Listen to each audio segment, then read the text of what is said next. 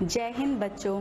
माध्यमिक शिक्षा विभाग की तरफ से आयोजित वर्चुअल क्लास में मैं डॉक्टर पारुल यादव राजकीय बालिका इंटर कॉलेज प्रयागराज से आपका हार्दिक अभिनंदन करती हूँ।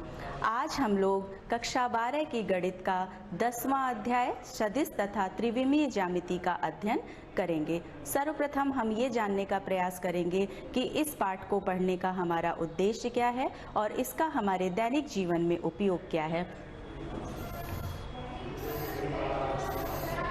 सदिशों का अध्ययन गणित में स्थिति विज्ञान के अंतर्गत किया जाता है। स्थिति विज्ञान अनुप्रयुक्त गणित का अनिवार्य एवं महत्वपूर्ण अंग है।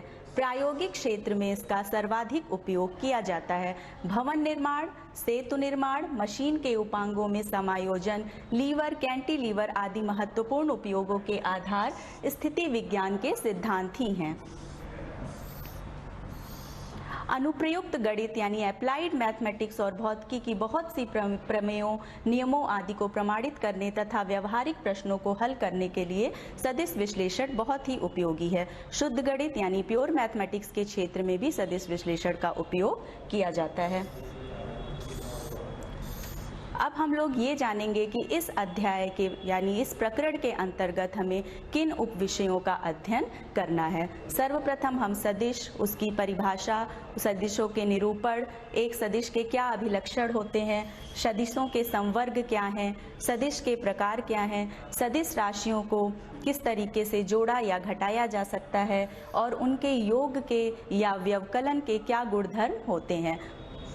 उसके बाद हम स्थिति सदिश, विस्थापन सदिश, सदिशों का वियोजन, असमतलीय सदिश, एक सदिश का 3 असमतलीय सदिशों में वियोजन, सदिश के घटकों पर प्रमेय, खंड सूत्र, सदिश की दिक् को ज्याय, सदिशों के दिक् अनुपात, सदिशों का एक घात संचय, एक घात आश्रित सदिश और एक घातीय स्वतंत्र सदिश, समांतर, संरेखीय और समतलीय सदिश के पर आधारित कुछ प्रमेय और ये एक दूसरे से कैसे भिन्न हैं ये भी समझने का प्रयास करेंगे।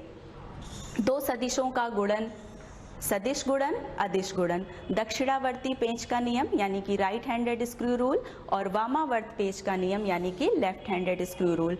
सदिश गुणन के गुणधर्म, 3 सदिशों का गुणन तथा उसका ज्यामितीय अनुप्रयोग। 3 सदिशों का गुणन 2 विधि से कर सकते हैं, अदिश त्रिगुणन और सदिश त्रिगुणन, सरल रेखा का सदिश समीकरण और सबसे अंत में भिन्न भिन्न परिस्थितियों में हम समतल का समीकरण प्राप्त करेंगे। तो आइए शुरुआत करते हैं भौतिक राशियों से। बच्चों, क्लास 9th में और क्लास 11th में आप लोगों ने भौतिक राशियों के बारे में पढ़ा होगा।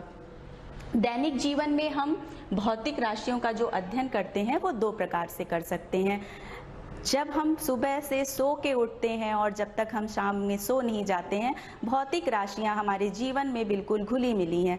जब आप सुबह उठ के अपना कोई भी कार्य करते हैं, जैसे ही हमने कार्य शब्द का प्रयोग किया, हमने एक भौतिक राशि का उपयोग कर लिया। कार्य करने के लिए हमें बल की आवश्यकता होती है, ऊर्जा की आवश्यकता होती है। दैनिक जीवन में हम एक स्थान से दूसरे स्थान तक अपने कार्यों के निमित्त आते और जाते रहते हैं, एक स्थान से दूसरे स्थान पर विस्थापित होते रहते हैं। अब अपने शरीर को देख लीजिए, हमारे प्रत्येक इंसान के शरीर की कुछ बनावट है, आयतन है, उसका भार है, उसका द्रव्यमान है। ये जितनी भी राशियों के नाम हमने अभी तक लिए हैं वो सब अदिश और सदिश राशियां मिली जुली हैं।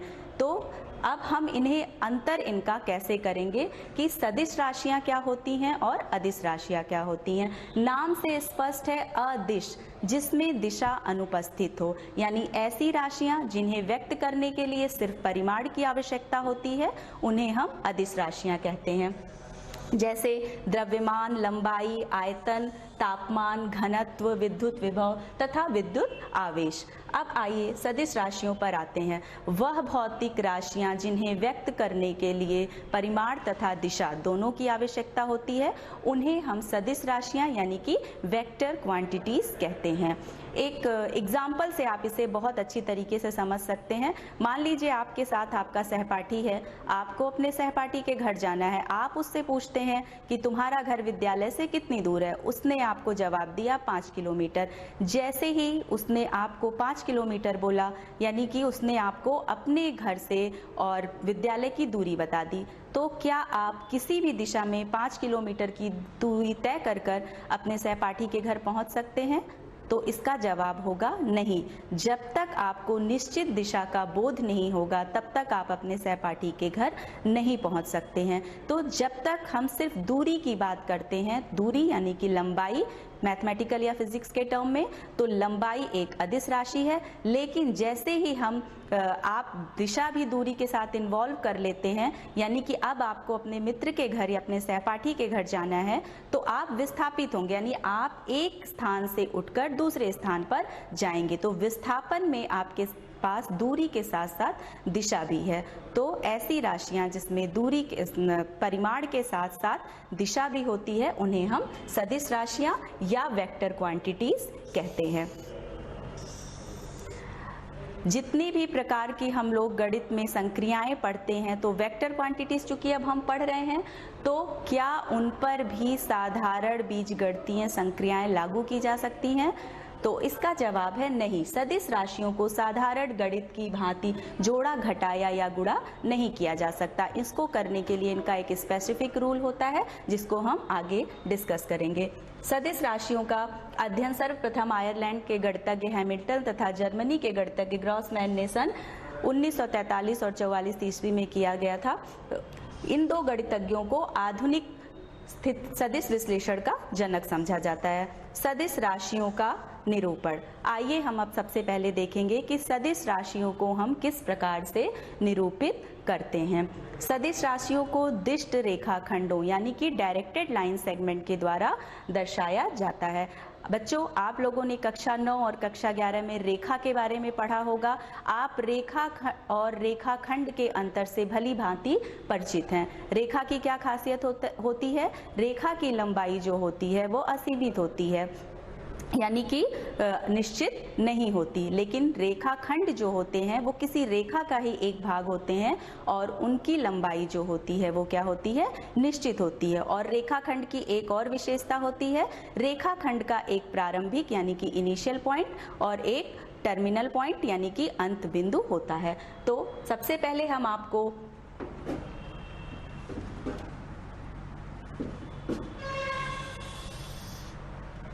ये मैंने आपको एक रेखा बनाई है जिसका इनिशियल पॉइंट आपका ए के बराबर है और इसका टर्मिनल पॉइंट यानी कि अंतिम बिंदु बी के बराबर है। तो अभी ये एक साधारण रेखाखंड है, लेकिन यदि हम इसको वेक्टर के फॉर्म में दिखाना चाहते हैं या ये बताना चाहते हैं कि ये रेखाखंड एक वेक्टर को डिनोट कर रहा है, तो हमें इसे क्या देना पड़ेगा? अभिदिशा। अभी इसके पास सिर्फ दूरी है, ये एक अदिश राशि है। लेकिन जैसे ही हम कहते हैं कि ये रेखाखंड ए से बी की तरफ जाता है या बी से ए की तरफ आता है, तो ये एक दिष्ट रेखाखंड है। वेक्टर्स को दिखाने के लिए हम दिष्ट रेखाखंडों का प्रयोग करते हैं।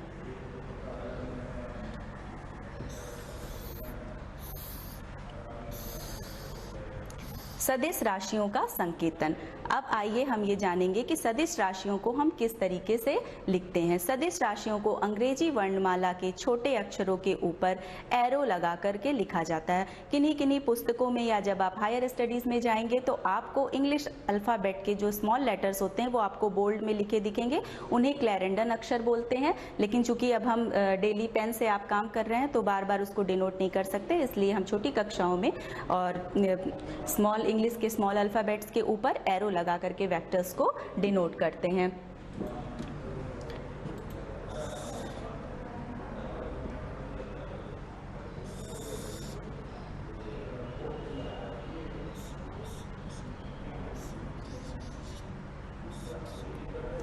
मान लेते हैं कि इस दिष्ट रेखाखंड का जो परिमाण है वो स्मॉल ए के बराबर है, लेकिन जब तक ये स्मॉल ए है तब तक ये एक अदिश राशि है। इसको डिनोट करने के लिए दो तरीका है। यदि हमको इसका परिमाण नहीं पता है लेकिन हमको इसका प्रारंभिक और अंत बिंदु पता है, तो हम इस वेक्टर को लिखने के लिए ए बी यानी हम प्रारंभिक बिंदु से शुरू करते हैं और अंतिम बिंदु तक जाते हैं और उसके ऊपर एक एरो लगाते हैं। चूंकि अब हमें इस दिष्ट रेखाखंड का परिमाण भी पता है जो कि स्मॉल ए के बराबर है, तो हम लिख सकते हैं vector A B is equal to small A और उसके ऊपर भी हम इस तरीके से एक एरो लगाएंगे। एक सदिश के क्या अभिलक्षण होते हैं, यानी कि कैरेक्टरिस्टिक्स ऑफ अ वेक्टर। तो सबसे पहले वेक्टर्स का आपको मालूम है एक निश्चित परिमाण होता है, एक निश्चित अभिदिशा होती है, यानी कि प्रत्येक वेक्टर है तो उसमें दिशा ऑब्वियसली इन्वॉल्व है। और तीसरा पॉइंट होता है अवलंब। अवलंब को हम इस तरीके से समझ सकते हैं कि अगर कोई वेक्टर किसी दी हुई रेखा का पार्ट है, सपोज दैट ये कोई रेखा है आपकी L, इसमें से सिर्फ हमको दो बिंदु लेने हैं A और B। तो चित्र में हम ये स्पष्टतः देख सकते हैं कि जो वेक्टर A और B है वो रेखा L का एक पार्ट है। तो जो ये A से B तक की रेखा की लंबाई है, और जब हम इसको वेक्टर AB से डिनोट करते हैं तो ये सदिश का अवलंब कहलाता है, अवलंब सदिश कहलाता है। सदिशों के समवर्ग, यहाँ पर बच्चों कंफ्यूज होने की जरूरत नहीं है। समवर्ग और सदिशों के प्रकार दो अलग अलग चीजें हैं। इसको हम इस तरीके से भी समझ सकते हैं कि जैसे मान लीजिए आप कपड़े सिलवाते हैं, आप लोग सब यूनिफॉर्म पहनते हैं, यूनिफॉर्म में जो बालक हैं वो आप लोग पैंट शर्ट पहनते होंगे, बालिकाएं सलवार कमीज पहनती होंगी। आप जानते हैं कि जब हर कपड़े को या हर चीज़ को पहनने का आपका एक निश्चित मैनर है, एक तरीका है। आप ऊपर पहनने वाले कपड़े को, शर्ट को पैंट की जगह नहीं पहन सकते, पैंट को शर्ट की तरह नहीं पहन सकते। तो वही अंतर है मुक्त सदिश और स्थानीय सदिशों, स्थानीयकृत सदिशों में। और जो प्रकार होते हैं, जैसे आप जब अपने कपड़े बनवाते हैं तो वो किसी भी वैरायटी के हो सकते हैं, कॉटन क्लॉथ्स हो सकते हैं, सिल्क क्लॉथ्स हो सकते हैं। तो जो सदिशों के प्रकार हैं वो प्रकार मुक्त सदिश भी हो सकते हैं और स्थानीयकृत सदिश भी हो सकते हैं। मुक्त सदिश वो होते हैं जो किसी एक निश्चित बिंदु से कार्य नहीं करते हैं, इनको हम फ्री वेक्टर्स बोलते हैं। यानी कि अगर हम उनको एक स्थान से उठा करके दूसरे स्थान पर डिस्प्लेस कर देते हैं तो भी उनकी जो कार्य विधि है या जो वो कार्य करते हैं उस पर कोई फर्क नहीं पड़ता है। लेकिन हमें उनको एक स्थान से उठाकर दूसरे स्थान पर रखते वक्त ये ध्यान देना है कि ना ही उनका परिमाण बदले और ना ही उनकी दिशा परिवर्तन हो। स्थानीयकृत सदिश यानी कि लोकलाइज्ड वेक्टर वो वेक्टर होते हैं जो एक निश्चित बिंदु से कार्य करते हैं। अगर उनको उस निश्चित बिंदु से विस्थापित कर दिया जाए तो उनके द्वारा किया जाने वाला कार्य स्वयं निष्प्रभावी हो जाएगा। बच्चों, आपको चूंकि ये स्थानीयकृत लोकलाइज्ड वेक्टर आपकी भौतिक विज्ञान में ज़्यादा यूज होते हैं और आपको कक्षा 12 की गणित में जितने भी वेक्टर्स आपको मिलेंगे वो सभी फ्री वेक्टर्स होंगे। यानी कि हमको अपनी कक्षा 12 की गणित में सदिश विश्लेषण में सिर्फ फ्री वेक्टर्स यानी कि मुक्त सदिशों का ही अध्ययन करना है। अब आइए हम लोग आते हैं सदिशों के प्रकार पर। सबसे पहले है एकांक सदिश। एक ऐसा सदिश जिसका मान यानी कि जिसका परिमाण यूनिटी यानी एक के बराबर हो उसको हम एकांक सदिश कहते हैं। एकांक सदिश को लिखने का तरीका आप देख लीजिए। एकांक सदिश जो है उसे हम, सपोज दैट कोई वेक्टर है आपका A, तो A के ऊपर हम उसको कैप लगा करके डिनोट करते हैं। A कैप जब भी रहेगा तो A कैप का मतलब होगा कि वो एक यूनिट वेक्टर को दिखा रहा है और A कैप का मान जो होता है वो जो है आपका vector A divided by modulus of vector A। यानी कि यदि हम किसी सदिश में उसके परिमाण से भाग देते हैं तो वो उसके एकांक सदिश के बराबर होता है। यानी एकांक सदिश किसी सदिश और उसके परिमाण का अनुपात होता है और एकांक सदिश का जो मॉड्यूलस वैल्यू होती है, जो उसका मापांक होता है, वो 1 के बराबर होता है। यानी कि modulus of A cap is equal to 1। इसको साधारण भाषा में हम ऐसे समझ सकते हैं कि ऐसे सदिश जिनका परिमाण 1 होता है, यूनिट होता है, उनको हम एकांक सदिश कहते हैं। नेक्स्ट है आपका इक्वल वेक्टर्स, समान सदिश। दो ऐसे सदिश जो परिमाण और अभिदिशा दोनों में समान हो उनको हम इक्वल वेक्टर्स कहते हैं। जैसे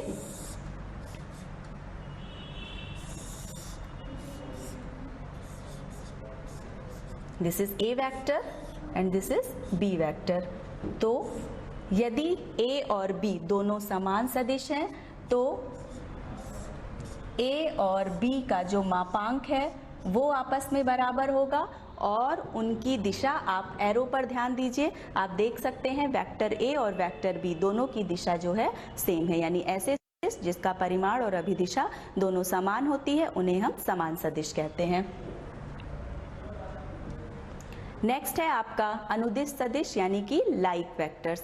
ऐसे वेक्टर्स जिनकी दिशा एक होती है उनको हम लाइक वेक्टर्स या अनुदिश सदिश कहते हैं, और जो लाइक वेक्टर्स होते हैं वो रिगार्डलेस ऑफ मैग्नीट्यूड होते हैं, उनका मैग्नीट्यूड से कोई मतलब नहीं होता, यानी कि दो वेक्टर अगर लाइक वेक्टर्स हैं तो उनका मैग्नीट्यूड यानी कि मापांक डिफर कर सकता है, लेकिन उनकी दिशा यानी कि जो उनके कार्य करने की अभिदिशा है वो समान होनी चाहिए। फॉर एग्जाम्पल आप देख सकते हैं ये वेक्टर है आपका, suppose that this is vector P and this is vector Q। आप यहाँ पर दो वेक्टर्स देख सकते हैं, P वेक्टर और Q वेक्टर। चित्र में स्पष्ट है कि P और Q दोनों के कार्य करने की दिशा एक है, लेकिन आप उनकी लंबाई से अनुमान लगा सकते हैं कि दोनों का मापांक अलग अलग है, यानी कि अनुदिश सदिश होने के लिए मापांक का समान होना जरूरी नहीं होता। नेक्स्ट है प्रतिदिश सदिश। ऐसे सदिश जिनका कार्य करने की दिशा जो होती है एक दूसरे के विपरीत होती है उन्हें हम अनलाइक वेक्टर्स बोलते हैं। जैसे एक वेक्टर है आपका, मान लीजिए ये आपका वेक्टर A है और ये आपका वेक्टर B है, तो इसमें आप स्पष्ट देख सकते हैं कि वेक्टर A और वेक्टर B के कार्य करने की दिशा एक दूसरे के विपरीत है, तो ये अनलाइक वेक्टर्स यानी कि प्रतिदिश सदिश कहलाएंगे।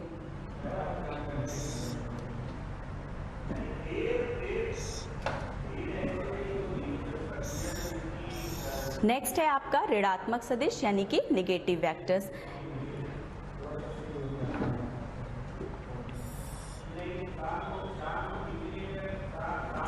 ये है आपका, मान लीजिए कि एक दिष्ट रेखाखंड है AB, इसमें आप डायरेक्शन देख सकते हैं A से B की तरफ है। यदि हम इसको BA लिख दें तो क्या होगा, परिमाण तो सेम रहेगा क्योंकि चाहे हम A से B पर जाएं या B से A पर आएं, हमको दूरी समान तय करनी है, लेकिन दिशा एक दूसरे के विपरीत हो जाएगी। तो अब ये वेक्टर BA हो गया, लेकिन ये किसके बराबर होगा, AB के निगेटिव वेक्टर के बराबर होगा, यानी कि हमें BA तक पहुंचने के लिए AB की विपरीत दिशा में चलना पड़ रहा है, तो ये निगेटिव वेक्टर, यानी कि दो वेक्टर अगर इक्वल हैं लेकिन उनकी जो है दिशा एक दूसरे के विपरीत है और आपस में जो परिमाण है वो एकदम बराबर है, तो पहले वेक्टर को हम दूसरे वेक्टर का ऋणात्मक सदिश लिख सकते हैं। नेक्स्ट है आपका जीरो वेक्टर, शून्य सदिश। ऐसे सदिश जिनका इनिशियल और टर्मिनल पॉइंट जो होता है वो संपाती होता है उनको हम जीरो वेक्टर कहते हैं। और जीरो वेक्टर को हमेशा दिखाने के लिए हम सपोज दैट हम A से चले और A पे ही रह गए, या जो हमारा विस्थापन है, आपको हमने बताया था कि विस्थापन जो होता है वो एक सदिश राशि होती है, तो अगर हमारा विस्थापन 0 के बराबर है, विस्थापन 0 होने का मतलब है कि आपका प्रारंभिक बिंदु ही आपका अंतिम बिंदु है, यानी कि जिस टर्मिनल पॉइंट और इनिशियल पॉइंट आपस में कोइंसिडेंट है, तो ए वेक्टर इसको लिख सकते हैं। इसमें आप देख सकते हैं A से A पर ही, तो यानी कि इसका परिमाण आपका 0 हो जाएगा। लेकिन 0 हम सिंपली 0 नहीं लिखेंगे क्योंकि ये 0 वेक्टर हमको किसी कार्य यानी विस्थापन के परिणाम स्वरूप मिल रहा है, तो इसको हम 0 वेक्टर से 0 के ऊपर भी एरो लगा करके दिखाते हैं। और दूसरी सबसे इम्पॉर्टेंट चीज़ ये है कि 0 वेक्टर का जो डायरेक्शन होता है वो आर्बिट्रेरी होता है, स्वेच्छ होता है। इस चीज़ को आप जरूर ध्यान में रखेंगे। नेक्स्ट है आपका कोलिनियर वेक्टर यानी कि समरेखीय सदिश। ऐसे वेक्टर जो किसी एक ही रेखा पर स्थित हों या किसी एक ही रेखा के समानांतर हों उनको हम समरेखीय सदिश या कोलिनियर वेक्टर बोलते हैं। इसको हम आगे और ज़्यादा एलोब्रेट करेंगे, आपका टॉपिक है इसमें आगे चल करके एक कि किस तरीके से हम एक समतलीय सदिश, समरेखी और समांतर सदिशों के बीच में अंतर करते हैं। तो अभी के लिए आप परिभाषा के तौर पे ये जान सकते हैं कि ऐसे सदिश जिनकी जो एक ही रेखा पर स्थित हो या एक ही रेखा के समानांतर हो उनको हम समरेखीय सदिश कहते हैं। नेक्स्ट है आपका सह प्रारंभिक सदिश यानी कि को इनिशियल वेक्टर। ऐसे वेक्टर जिनका दो या दो से अधिक वेक्टर जिनका प्रारंभिक बिंदु एक होता है उन्हें हम सह प्रारंभिक या को इनिशियल वेक्टर कहते हैं। सपोज दैट हमारे पास 3 वेक्टर्स हैं ए बी सी।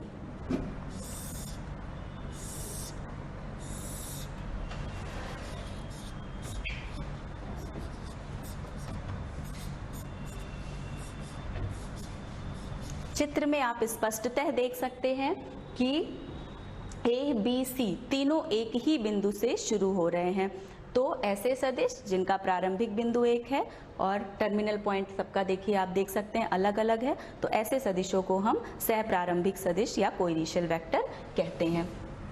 नेक्स्ट है आपका एक समतलीय सदिश, कोप्लेनर वेक्टर। ऐसे वेक्टर जो एक ही समतल के समानांतर हों या एक ही समतल पर स्थित हों उन्हें हम एक समतलीय सदिश कहते हैं। नेक्स्ट है आपका समांतर सदिश।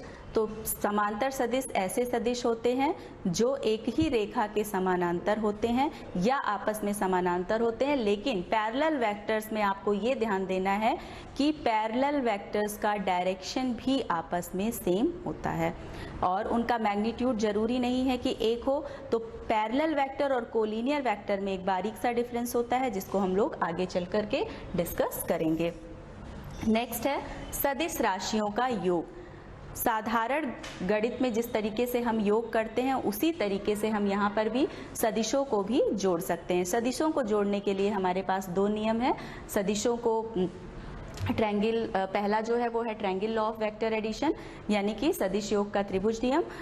इसमें आप अगर मान लीजिए आपको 2 फ्री वेक्टर ए और बी दिए हैं तो आप उन्हें किस तरीके से जोड़ेंगे।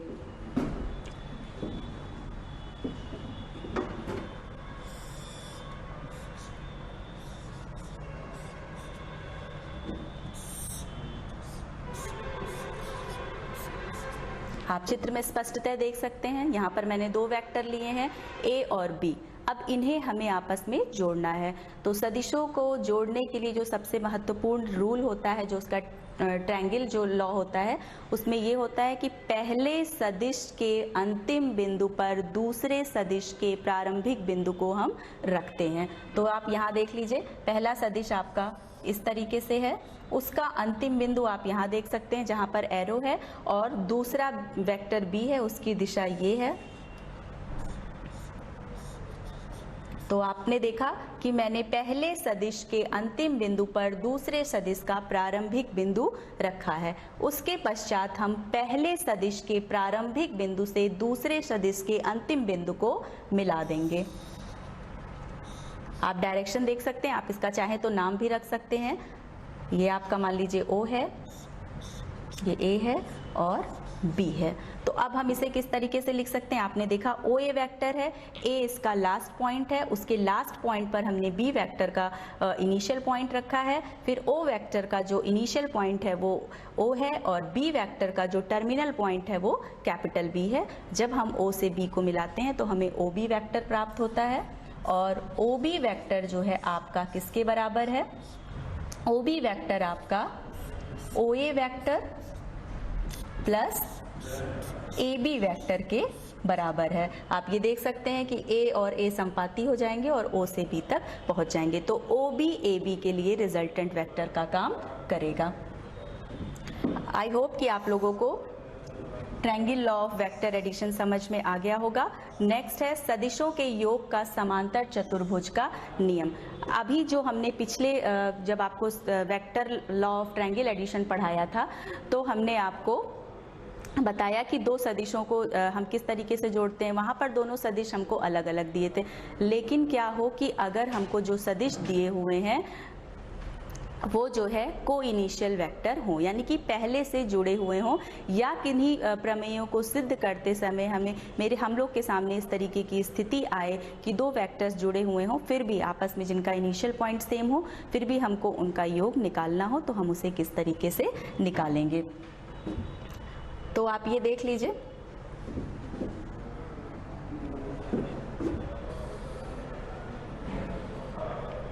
सपोज दैट ये है वेक्टर A और ये है वेक्टर B।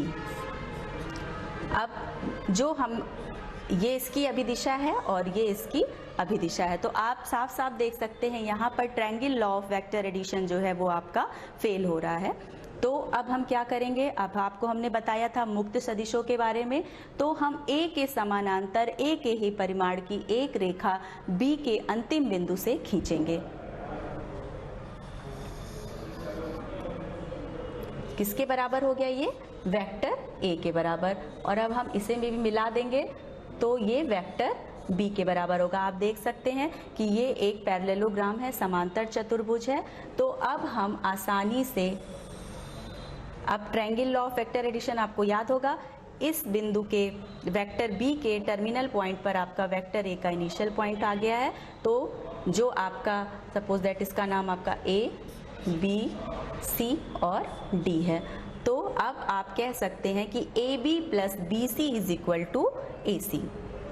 आप यहाँ से देख सकते हैं AB vector plus BC vector is equal to AC vector, यहाँ पर देख सकते हैं आप। और ये जो है आपका B vector plus A vector के बराबर है। इसी समय आप यहाँ पर ये भी देख सकते हैं कि वेक्टर A के टर्मिनल पॉइंट पर वेक्टर B का इनिशियल पॉइंट है और आपको AC वेक्टर मिल रहा है। AC वेक्टर को जो हमारा लिखने का तरीका है वो एक और हो सकता है AD प्लस DC, वो भी आपका AC के बराबर होगा। और एक रिजल्ट आपको और मिल रहा है vector A plus vector B। तो यहाँ पर parallelogram law of vector addition से हम ये भी सीख सकते हैं कि, या हम इस रिजल्ट को प्रमाणित कर सकते हैं कि जो A में अगर दो वेक्टर्स A और B हैं तो A को B में जोड़ें या B को A में जोड़ें, परिमाण जो रिजल्टेंट होगा वो आपका समान होगा।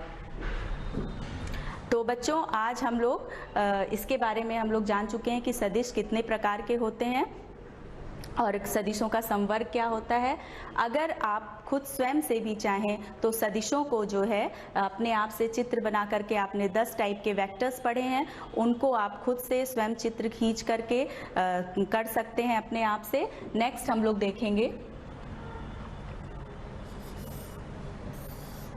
सदिश योग के गुणधर्म। हमने आपको बताया था, अभी हमने parallelogram law of vector addition में सबसे पहले देखा था कि जब हम वेक्टर A को वेक्टर B में जोड़ रहे थे तो किस तरीके से हमने जोड़ा था। तो उसके दो रिजल्ट हमको मिले थे, जो A को B में जोड़ने पर परिमाण मिल रहा था रिजल्टेंट वेक्टर, वही B को A में जोड़ने पर मिल रहा था। आप अलजेब्रा पढ़ चुके हैं, आपको अच्छी तरीके से मालूम होगा कि अगर हम संक्रियाओं में अगर दो पदों को जोड़ रहे हैं और अगर पहले पद को दूसरे पद में जोड़ने पर या दूसरे पद को पहले पद में जोड़ने पर परिमाण समान रहता है, रिजल्टेंट समान रहता है, तो उसे हम क्रम विनिमय का नियम कहते हैं। क्रम विनिमय का नियम कॉम्यूटेटिव, यानी कि वेक्टर्स का जो एडिशन होता है वो कॉम्यूटेटिव होता है। तो बच्चों आज हम लोग की क्लास यहीं पर खत्म होती है। आप लोग वेक्टर्स के टाइप्स को अच्छे से उसका अध्ययन कर लेंगे। नेक्स्ट क्लास में हम वेक्टर पर आधारित और सी संक्रियाएं और सवालों को हल करने का प्रयास करेंगे। बहुत बहुत धन्यवाद।